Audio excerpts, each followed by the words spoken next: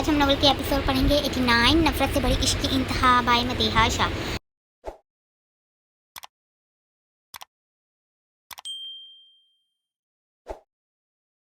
Novel के episode पढ़ेंगे 89 नफरत से बड़ी इश्क की इंतहा बाय मदीहा शाह। लो भाई, इस मीटिंग के खास लोग आ गए। बेरोज चौहान जो अमाद के डील वाली पार्टी के साथ ही मीटिंग में रूम में बैठा वेट कर रहा था, बुरहान को भरपूर एक्शन के साथ आते देख हल्के से मुस्कुराते बोला। जैसे ही मिस्टर शाह ने ये वो लोग जिन्होंने होटल का काम शुरू करना था, अमाद इनके साथ डील करने आया है। अमाद को देखा उठते खुशी से बुरहान से हाथ मिलाया। मिस्टर बुरहान शाह, अक्सर आपके बारे में सुना ही था, आज मुलाकात करके बहुत अच्छा लगा। वो चेहरे पर खुशी से असरार सजाई बोले तो बुरहान ने भी जवाब में मुस्कुराते इनको बैठने का इशारा किया। मुझे भी आपसे मिलकर बहुत खुशी हुई मिस्टर शाह, लेकिन नाम सॉरी, अभी ये डील नहीं हो सकती। अमाद आपको सब कुछ अच्छे से बाद में समझा देगा। मेरा इरादा बदल गया है। मैं अब उस ज़मीन पर होटल नहीं बल्कि कुछ और करना चाहता हूँ, और मैं क्या चाहता हूँ अभी मैंने सोचा नहीं। बुरहान जब टांग पे टांग चढ़ाई चेयर पर बैठा था, अपने आस पास बैठे सभी लोगों को अपना फैसला सुनाते शौक कर गया। बेरोज चौहान और उसके भाई की जैसे आंखें बाहर को आई थी। अमाद ने अपने दिलों को आंखों से हौसला रखने का इशारा दिया। ठीक है मिस्टर बुरहान शाह, जैसे आपकी मर्जी। मिस्टर शाह अमाद की बात पर लब खींचते बुरहान को धीमे से बोलते उठे तो बुरहान भी खड़ा होते इनसे हाथ मिला गया। मिस्टर बुरहान शाह, कुछ भी बड़ा करने से पहले सोच लें, कहीं ऐसा ना हो बाद में आपको पछतावा हो। बेरोज चौहान जो अभी भी हटा हुआ था, मिस्टर शाह को अपने लोगों के साथ मीटिंग रूम से जाते देख बुरहान को अपनी मौजूदगी का बता गया। बेरोज चौहान, जहाँ सोचना पड़ जाए वहाँ बुरहान शाह कभी अपना एक कदम ना रखे, और तुम मुझे सोच कर फैसला करने का बोल रहे हो। बुरहान तंतिया मुस्कुराहट चाहते वापस से जब अब राजमा हुआ तो अमाद भी आराम से बैठा। बोलो, उस ज़मीन की क्या कीमत अदा कर सकते हो तुम? बुरहान टांग पे टांग रखते चेयर को हल्के से झूले की तरह हिलाते बाएं हाथ से टेबल पर पड़ी छोटी सी स्कूप बॉल को घुमाना शुरू किया। जितनी तुम चाहो उतनी कीमत अदा कर सकता हूँ। बेरोज चौहान तो बुरहान के मुंह से कीमत का सुन ही खुश हो चुका था। एक बात बताओ। बुरहान चेयर को घुमाने से रोक पूरी तरह बेरोज की तरफ मतवजा हुआ। तुम अपनी फैक्ट्री किसी और ज़मीन पर क्यों नहीं बना लेते? उसी ज़मीन पर ये काम क्यों करना है? बुरहान माथे पर चूंटने वाले पल डाले बेरोज से ऐसा संजीदगी से पूछ गया। बस हमें जो चीज़ एक बार पसंद आ जाए फिर हम बस वही अपना काम मुकम्मल करते हैं। बेरोज चौहान हल्के फुल्के अंदाज में खोया। मेरी एक आदत बहुत बुरी है, मैं बहुत कोशिश करता हूँ कि छोड़ दूँ, मगर मसला ये है कि जब भी मैं सोचता हूँ दिमाग कहता है बुरहान शाह अगर ये आदत छोड़ दी तो ये दुनिया समझेगी बुरहान शाह डर के बैठ गया है। बुरहान अपनी चेयर पर से उठते सीधा वॉल क्लासेस से बाहर नीचे सड़क पर गाड़ियों को आते जाते देखना शुरू हुआ। और वो बुरी आदत क्या है? बेरोज भी खड़ा हुआ था और चलते बुरहान के मुकाबले आया। छोड़ो बुरी आदत जानकर तुम क्या करोगे? तुम सिर्फ इतना जान लो कि मुझसे बड़ा कोई सीधी इंसान नहीं है। अभी तो मैंने ज़मीन देखी नहीं है, इसीलिए सौदे की बात कर रहा हूँ। अगर ज़मीन पर मेरा दिल आ गया तो फिर दुनिया इधर की उधर हो जाए। बुरहान शाह किसी भी कीमत पर नहीं देगा।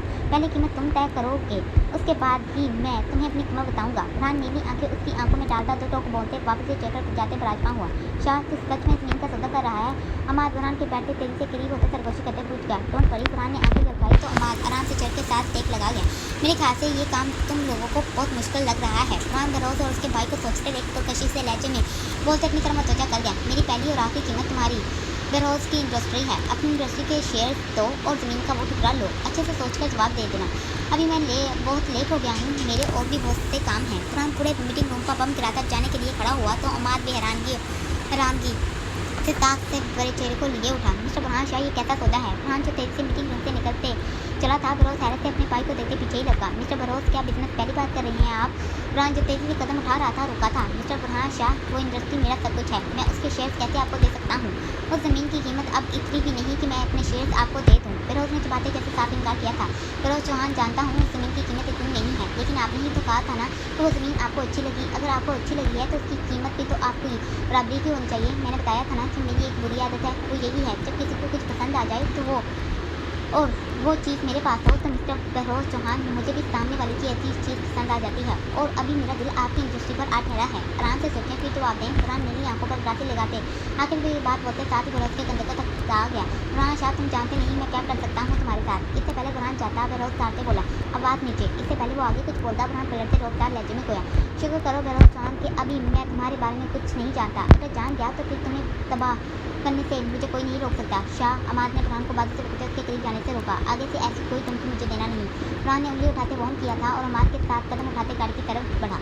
भाई, मैं इसको अभी मार दूंगा। बेरोज के भाई ने अपनी गन निकाली थी कि बेरोज ने उसको मना किया। हमें अपने हाथ गंदे करने की क्या ज़रूरत है? पठान को फ़ोन करो कि जिंदा घर ना जा सके।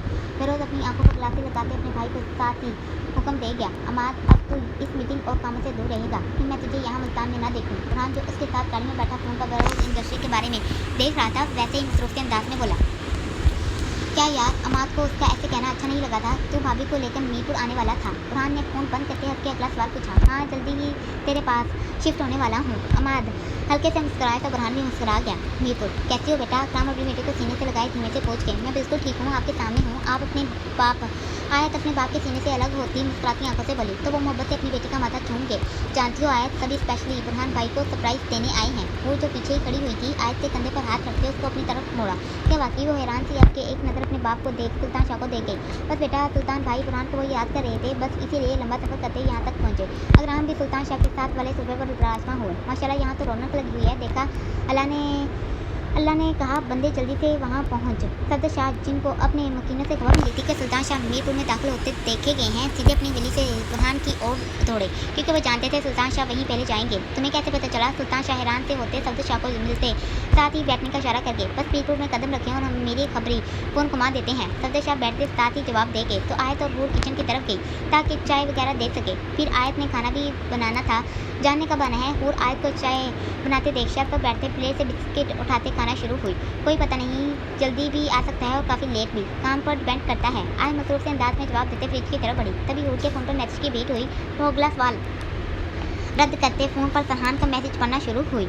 क्या जान सकता हूँ कि छोटा बैग ले जाने की बजाय बड़ा बैग क्यों लेकर गई? पापा ने बताया था कि कल तुम वापस आ जाओगी, तो फिर एक दिन के लिए इतना बड़ा बैग ले जाने की क्या ज़रूरत थी? मेरी मर्ज़ी। वो वैसे ही शर्ट पर बैठी तेज़ी से टाइप करते मैसेज का जवाब सेंड कर गई। फ़ोन के दूसरे पास फरहान के माथे पर तेवरी चढ़ी। ये क्या जवाब हुआ? वो हर वक्त मजाक अच्छा नहीं लगता। और भी तक बाद फर्क जवाब देकर सेंड कर गया। मैंने तो कोई मजाक नहीं किया। इनफैक्ट बात तुमने शुरू की और अभी मज़ीद बहस में तुम्हारे साथ कर नहीं सकती। मैं कुछ 2 हफ्ते का सोच कर आई हूँ। आई होप अब तुम्हें मेरी बात मजाक ना लगे। वो तेज़ी से मतलब 2 से 3 मैसेज टाइप करते मुकाबले को सेंड कर गई। फरहान ने गुस्से से लंबी थे जबकि बिना कोई रिप्लाई किए ऑफलाइन हुआ। जब देखो अपनी मर्जी चलानी होती है। वो गुस्से से फ़ोन को बेड पर फेंकता बड़बड़ाते फ्रेश होने के लिए गया। कितना बदतमीज़ है, अप्रूव ना हो तो। वो उसका ऐसे ऑफलाइन होना तपा गया। अब देखो, मैंने अगली बार मैसेज का जवाब नहीं देना। उन्हें अपना फ़ोन पावर ऑफ करते शर्ट पर रखा। शाह, तुम मीरपुर पहुंच गया? अमाद जो लाहौर पहुंच चुका था अपनी सोए बेटे को प्यार करते कान से फ़ोन लगाए बुरहान से दराज कर गया। अभी पहुंचा ही हूँ, काफ़ी लेट हो गया। वो सर्दी से गाड़ी पर नज़र डालते गोया। हाँ, काफ़ी टाइम हो गया। तूने आयत को बताया था कि तुम मुल्तान क्या हुआ था? अमाद अब के अपने बेटे को वैसे ही खुद से पाँव मारते खेलते देख उठते सोफे से कपड़े उठाते डोर की तरफ गया था जहाँ से ईमान रूम में दाखिल हुई थी। वो उसके रूम में आते ही सीधा चेंज रूम में घुसा। नहीं यार, इसीलिए अभी सीधा घर जा रहा हूँ। वैसे मुझे कुछ और भी काम थे लेकिन वो कल छोड़ दिए हैं। बुरहान जिसने सोचा था कि वो इलाके के पास सच जानने जाएगा, लेट होने की वजह से ये काम कल पर छोड़ते अभी सीधा घर की राह को इख्तियार किया। फिक्र थी कि आयत अकेली कहीं डर ना रही हो। जैसे ही ख्याल आया कि अभी घर तो कैमरे लगाए थे, वो अपने फ़ोन पर वीडियो में आयत को देख सकता है। तेज़ी से गाड़ी सड़क के पार खड़ी की क्योंकि बुरहान गाड़ी को ड्राइव कर रहा था। खादम, गाड़ी तुम चलाओ। बुरहान जो ड्राइविंग करते हुए फ़ोन पर वीडियो नहीं देख सकता था, खादम को हुक्म देते खुद जल्दी से पीछे बैठा। खादम भी हुक्म मिलते ड्राइविंग सीट संभाल गया। 1 मिनट। अभी बुरहान ने फ़ोन हाथ में पकड़ा था और दूसरी तरफ खादम ने गाड़ी आगे बढ़ाई थी कि बुरहान के एकदम से ऊंचे आवाज़ में बोलने में खादम झटके से गाड़ी रोक पीछे बैठा। खादम, तुम गाड़ी से निकलो। बुरहान ने फ़ोन वैसे ही पावर ऑफ किया था और गाड़ी से निकलते खादम को ड्राइविंग सीट से उठाया। क्या हुआ साईं? खादम अचानक से बुरहान के ऐसे अमल पर हैरान हुआ। तुम ऐसे करो, गार्ड के साथ घर जाओ, मुझे ज़रूरी काम याद आ गया है, मैं वो ख़त्म करते सीधा घर मिलता हूँ। बुरहान स्टीयरिंग पर हाथ रखते तन से गाड़ी उड़ा ले गया। मगर साईं, खादम जो बोलने लगा था ऐसे बुरहान के अचानक से गाड़ी आगे बढ़ाने पर तेज़ी से गार्ड की गाड़ी में सवार होता बुरहान के पीछे ही गया। मैं आयत के गजरे कैसे भूल सकता हूँ? बुरहान ने अपनी अकल पर खुद से जोर से सर पर चित लगाई जैसे खुद को भूलने की सजा दी हो। वो तेज़ी से सड़कों को अबूर करता चौक में दाखिल हुआ। अब की गाड़ी थोड़ा आहिस्ता करते नजरें शीशे से पार घुमाई। आपका मिलाया हुआ फ़ोन फिलहाल बन जा रहा है, बराए मेहरबानी थोड़ी देर बाद कोशिश करें। आज जो इशर की नमाज से फारिग हो चुकी थी, एक नज़र घड़ी पर टाइम देखते प्राण को कॉल मिलाई। ये क्या बात हुई? बंदा अपना फ़ोन तो ऑन रख सकता है ना? आयत, जिसको फ़ोन मुसलसल करते हुए 10 मिनट हो चुके थे, फ़ोन को गुस्से से बेड पर फेंकते बालकनी से काली आसमान पर ठहरे बादलों को देखा। आयत, यार सच बताओ, क्या जान हर रोज़ ऐसे इतना लेट आते हैं? वो जो लैपटॉप पर फिल्म देख रही थी उससे बोर होते वीडियो को बंद करते सीधा आयत के सर पर ना सोची बोली, पता नहीं, मुझे कह कर तो गया था कि टाइम से आ जाऊंगा। अब देखो, आयत का भी मुंह खुला था। आखिर इसको अपने गजरे याद थे। मैं नीचे जा रही हूँ, चलो लॉन में कुछ करते हैं। और पहले बताते, फिर साथ ही आयत का हाथ खींचते ले गए। साईं, आप क्या तलाश कर रहे हैं? बुरहान जो गाड़ी एक साइड पर खड़े करते बाहर निकला था। खादम दूसरी गाड़ी से निकलते तेजी से बुरहान को पूछ गया। खादम तुम घर नहीं गए? बुरहान जो आसपास वाली शॉपों को देख रहा था आपके सख्त लहजा लिए खादम को पकड़ा। साईं मैं आपके बिना कैसे जा सकता हूँ? खादम जिसको आशिम की कॉल आ रही थी फोन काटते बुरहान के पीछे ही चला जो तेजी से बाजार में दाखिल हुआ था। साईं मुझे हुक्म करें। बुरहान जो लंबे लंबे डग बढ़ते चला ही जा रहा था खादम के ऐसे टोकते पूछने पर इसको घूर कर देखने पर मजबूर कर दिया। ऐसे करो जल्दी से गजरे ढूंढो। बुरहान ने एक लंबा सांस भरते खुद के आवाज़ नॉर्मल करने चाहे थे। साईं गजरे? खादम हैरान से अपनी हंसी को दबा गया। कोई मसला नहीं साईं, अभी मिल जाएंगे बहुत सी दुकानें हैं मगर आपको यहाँ से कुछ नहीं मिलेगा। खुदा के लिए साईं गाड़ी में चलें, आपकी जान बहुत कीमती है। खादम गार्ड को इर्द गिर्द फैलने का इशारा करते बुरहान से बोला। चलो। बुरहान ने बात को समझते कदम तेजी से गाड़ी की तरफ मकोस किए। वो बच्चा कहाँ है? बुरहान जो गाड़ी के करीब पहुँच चुका था खुद से बड़बड़ाया। एक बार फिर से नजरें इधर उधर घुमाते गाड़ी में सवार हुआ। मिले बुरहान जो खादम का इंतजार गाड़ी में कर रहा था जल्द से इसको पूछा। साईं यहाँ गुलाब के फूल मिल सकते हैं लेकिन गजरे नहीं। खादम ने म्यूसिक कहते बुरहान को दास किया। साईं आगे एक मार्केट है बहुत बड़ी फूलों की, ज़रूर वहाँ से हमें गजरे मिल ही जाएंगे। खादम ने बुरहान को परेशान होते देख तेजी से बोलते जाते हौसला दे क्या। ठीक है चलो। बुरहान कहाँ उम्मीद आने वाला था, उसने भी तय कर लिया था चाहे कुछ भी हो जाए गजरे तो लेकर ही जाएगा। क्या हुआ? तुम्हारी बड़ी मार्केट से भी इनकार मिला? बुरहान जो खादम को खाली हाथ आते देख कहता हैरत है अभी ही पूरे शहर से गजरे खत्म होने थे। बुरहान जो काफ़ी सारी दुकानों से पता कर चुका था हैरानगी से सोच उलझा। अगले ही पल आयत का सोचते गाड़ी स्टार्ट करते गाड़ी दूसरे रोड पर डाली। कहीं ऐसा न हो कि गजरे मेरी तरह इनमोल हो जाएं। बुरहान ने जैसे ही दूसरे रोड पर गाड़ी डाली अचानक आयत के अल्फाज याद आते चेहरे पर मुस्कुराहट रहेंगे। मिसेज बुरहान, ये बुरहान शाह भी खाली हाथ तुम्हारी दलीज पर आने वाला नहीं। दिल बेसाख खुशियों का सोचते धड़का। साईं वहाँ। बुरहान जो अपने ही ख्यालों में गुम होने लगा था खादम की आवाज़ पर आहिस्ती से गाड़ी रोक गया। मैं खुद देखूंगा। इससे पहले खादम गाड़ी से निकलते भाग कर जाता बुरहान ने इसको टोकते खुद जाना बेहतर समझा। अगर इसको अपनी बीवी के लिए गजरे लेने थे। बुरहान आराम से गाड़ी से निकल दुकान की तरफ गया। क्या मुसीबत पड़ गई इसको? खादम अपने फोन पर हाशिम की कॉल से परेशान हुआ था। हाँ बोलो, क्या दौरे पड़ रहे हैं तुम्हें? खादम पटक से फ़ोन उठाते काट खाने वाले अंदाज में हाशिम को पड़ा। बुरहान सर का फ़ोन क्यों बंद है? अगर कोई इतना फ़ोन करता है तो कोई ज़रूरी ही काम होगा। हाशिम खादम पर तपे लहजे में बोला तो खादम की घबराहट को महसूस करते फिक्रमंद हुआ। साईं मेरे सामने ही है। खादम ने आपके थोड़े धीमे से फिक्र वाले अंदाज में जवाब पास किया। मेरी सर से बात करवा दो, उनकी जान महफूज नहीं है। तुम लोग किस रास्ते पर हो? हाशिम जो काशिफ को जुलैखा के पास छोड़ कब्री से खबर लेते ही दौड़ा था आपके थोड़े आराम से पूछा। अभी बात करवाता हूँ, कैसा खतरा है?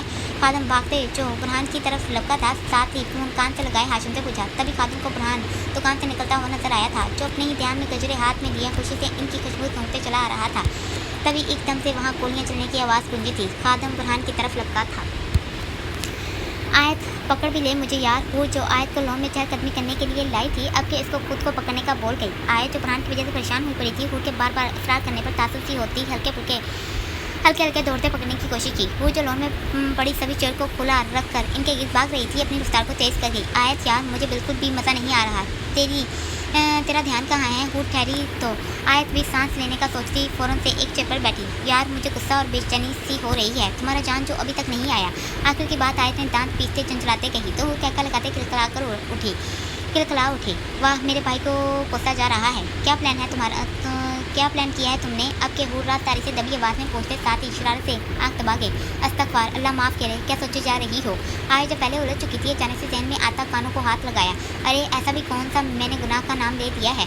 लड़की तुम्हारे शोर की तो बात की है जो पूरे हक के लिए तुम्हारा मजाजी खुदा बना बैठा है।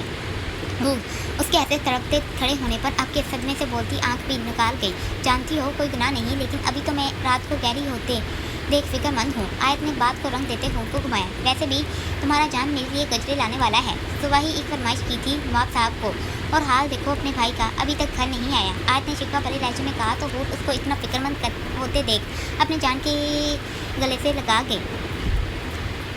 हाय इतनी मोहब्बत मेरी जान से कसम से मज़ा आ गया। अब के थोड़ा दूर हटते साथ ही प्यार से आयत की गाल पर खींच की। आयत हैरानगी से काली स्याह आंखें फैला गई जबकि ना समझते उसको देखा। मेरी बात मानो। अब के हूर ने आयत के कंधे पर हाथ रखते उसके साथ छोटे छोटे कदम उठाने शुरू किए। अगर जान को तुमने कहा है तो इसका मतलब है कि वो गजरे लेकर ही आएंगे। अब तुम्हारे लिए मेरा भाई इतनी मेहनत करे तो तुम्हारा भी फर्ज बनता है कि उसकी ये रात खूबसूरत बना दो। कुछ समझी? हूर जो जानती थी कि आयत इसको छोड़ेगी नहीं आखिर की बात उससे आगे बढ़ते बोली। हूर अभी बताती हूँ। आयत का चेहरा लाल टमाटर की तरह सुर्ख हुआ था जबकि साथ ही वो हूर के पीछे तेजी से भागी। कहाँ भाग रही हो? रुको।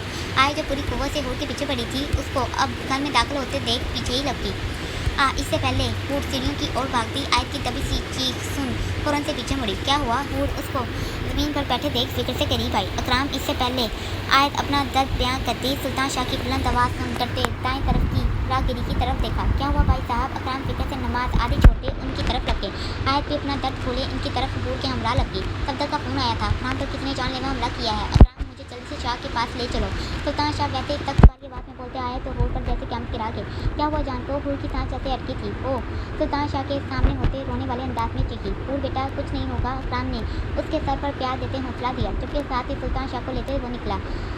आयत काफी बेजान सी होती वहीं नीचे बैठी, आंखों से आंसू बेताब निकलने को हुए। आयत हूर जो खुद की हालत मुश्किल से संभाल आयत तक आई थी, रोते उसके गले लगी। मुझे बहुत डर लग रहा है। हूर जो कांपना शुरू हुई थी, रोते रोते आयत को बोली, मैंने कहा था ना मुझे बेचैनी सी हो रही है। आयत के ठहरे आंसू बन तोड़े गालों पर बहे। डोंट वरी आयत, जान को कुछ नहीं होगा। उन्होंने खुद के आंसू साफ करते फोन उठाया था। लाहौर। कौन लोग थे वो? तुम लोग कहाँ मरे थे? फरहान को जैसे ही पता चला कि बुरहान पर हमला हुआ, फोन पर सभी गार्ड के खिलाफ चल। सब्दे चाचू बाबा कहते हैं आप फिक्र नहीं करें, मैं मीरपुर के लिए निकलने ही लगा हूँ। फरहान अपने रूम से निकलते सीढ़ी की तरफ लगा। बुरहान अभी कहता है आप कहाँ हैं? फरहान सीढ़ियों को अबूर करते साथ ही बुरहान का पहुँच गया। भाई इतनी जल्दी में कहाँ जा रहे हैं? दर्ज की अभी बाहर से घर वापसी हुई थी। फरहान को फिर से भागते देख के कैसे रास्ते में आई हुआ। चले चाचू, मैं वहाँ पहुँचकर आपको कॉल करता हूँ। फरहान तब तक अपने काटते मुलाजिम को बैग गाड़ी में रखने का कह गया। बुरहान पर किसी ने जानलेवा हमला किया है। मुझे अभी मीरपुर के लिए जाना होगा। यहाँ पर अपना ध्यान रखना और ज़्यादा आवारागर्दी के लिए बाहर मत निकलना। कैसा हमला? मैं भी आपके साथ चलता हूँ। दर बात काटते दरमियान में ही गोया, तुम्हारा वहाँ क्या काम? यहाँ आराम से रहो। फरहान दो टोक बोला तो दर ने नजरों के साथ चेहरा भी झुकाया। मीरपुर।